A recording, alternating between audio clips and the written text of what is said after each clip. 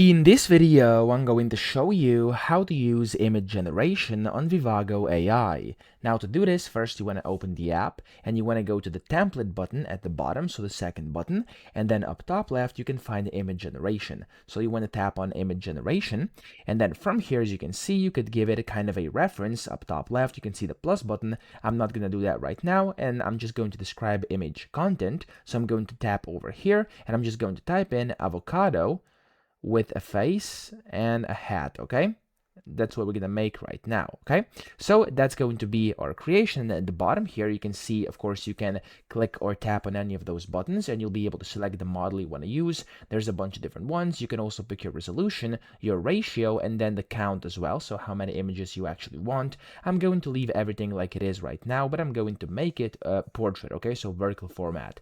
Now when you're done, you can simply tap on the button. You can see like a yellow arrow to the right. You can just tap on that, and whenever you do this, it's going to start initiating your task and it's going to say it's in queue. Now usually this is quite quick, so I'll just hop to whenever it's done. Okay, so as you can see, after a few seconds, it generated the exact image I requested, and then from here you can download it or you can share it at the top right, or of course delete it if you don't like it. So I hope this video helped you out. If it did, please subscribe to the channel and help me out as well.